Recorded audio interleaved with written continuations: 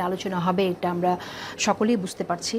সেক্ষেত্রে গণভোটের অধ্যাদেশ বাতিল নিয়ে এক ধরনের টানাপোড়েন আমরা দেখছি যে শুরু হয়ে গেছে, এবং জুলাই সনদের বাস্তবায়ন সংসদে থেকেই করবে এমনটা বলেছে। পদত্যাগ নিয়ে আমরা সংসদে থেকে জুলাই সনদের বাস্তবায়ন করব। কেমন দেখছেন আপনি আসলে? প্রথমত এখানে একটা জিনিস বলে নেই, আমার যেহেতু আমি আইনের ছাত্র, এখানে আমাদের একটা সাবজেক্ট আছে ল অফ কন্ট্রাক্ট।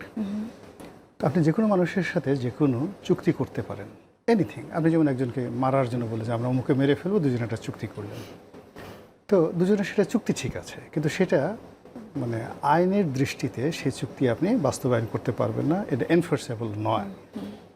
এখন রাজনৈতিক দলগুলো যে কোনো বিষয়ই ঐক্যমত্য হয়ে সবাই মিলে একটা চুক্তি করতে পারে। ধরেন জুলাই সনদের যে জিনিসগুলো আছে, এখন সেটা একটা চুক্তি। এখন এই চুক্তির আইনগত ভিত্তিটা কোথায়?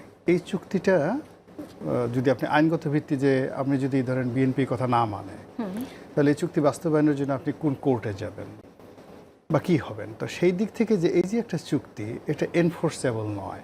বাংলাদেশের প্রচলিত আইন অনুযায়ী এটা কোনো আইন আদালতে গিয়ে এটা রেমিডিস, ক্ষতিগ্রস্ত পক্ষ রেমিডিস পেতে পারে না, নাম্বার ওয়ান। ফলে এই চুক্তিটা শুধুমাত্র একটা চুক্তি, এটা ভয়েডেবল বা ইরিভোকেবল এরকম একটা শব্দ এখানে ব্যবহার করা যেতে পারে। সেকেন্ড থিং হলো, এই যে জুলাই সনদে উইথ ডিসেন্ট হিসেন্ট সব কিছু সহ সবাই একটা চুক্তি করলো, করার পর এটার ভিত্তিতে রাষ্ট্রপতি একটা অর্ডিন্যান্স জারি করলেন। উনি বা আমরা সবাই যেটা বলছি, এই ধরনের একটা চুক্তিকে অবৈধ যায় না। এটা গেল দ্বিতীয়। তৃতীয় হলো যে এখন এই যে যা কিছুই করেছে সেটা অবৈধ হোক, যা কিছু হোক, এটা পার্লামেন্টের উপর নির্ভর করে। পার্লামেন্ট যদি এটা গ্রহণ করে তাহলে এটা বৈধতা পেয়ে যাবে, আর পার্লামেন্ট যদি বলে যে না আমরা এটা গ্রহণ করবো না, তাহলে এটার 2 পয়সার মূল্য নাই। সেটা সবগুলো অধ্যাদেশের ক্ষেত্রেও এমনকি তাই, সবকিছু অধ্যাদেশের ক্ষেত্রে। এখন এখানে যেহেতু পার্লামেন্ট হয়ে গেছে, এটা পার্লামেন্টের উপর সব কিছু নির্ভর করে। 2 নম্বর হলো যে গণভোটের ব্যাপারটা।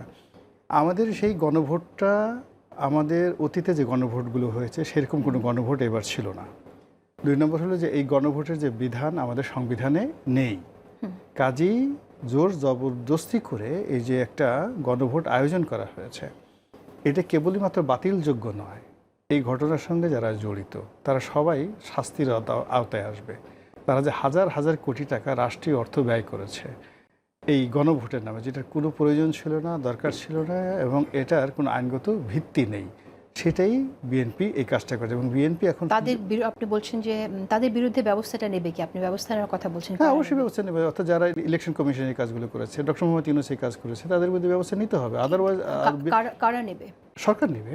আচ্ছা, এই সরকার না নিলে সরকার বিপদে পড়বে। এই গণভোটের ক্যাম্পেইনে সরকার কিন্তু বলেছে হ্যাঁ ভোট দিতে, সেক্ষেত্রে সরকার এটা নিতে পারে কি? মানে সেটা হলো যে সেটা আলাদা পলিটিক্যাল মাঠে, ওইটা কোনো এখানে কগনিজেন্সে আসবে না। কিন্তু সরকার এখানে 2টো অপশন আছে। ফার্স্ট থিং হলো যে এটা যদি সরকার গ্রহণ করে, আগামীতে এটা একটা কনফ্লিক্ট, মানে আমাদের যে এক্সিস্টিং সংবিধান রয়েছে এটার সঙ্গে একটা কনফ্লিক্ট করবে।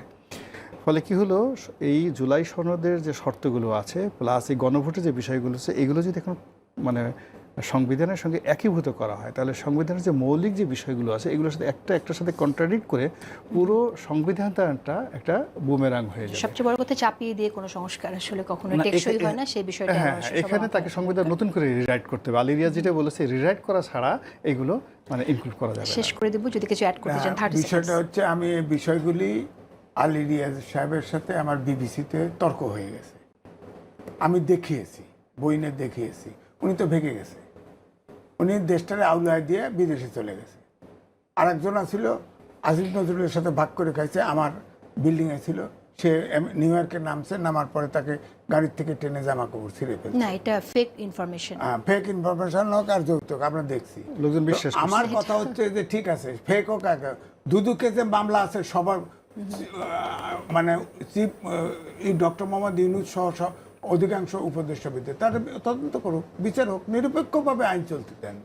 এখানে তারেক রহমান বিচার করতে হবে কেন? তিনি রাষ্ট্রপতি, পুরা প্রধানমন্ত্রী, তিনি সব সারা দেশে শুধু আইন, আজকের মতো আইনের শাসন সুশাসন চলতে দিতে হবে।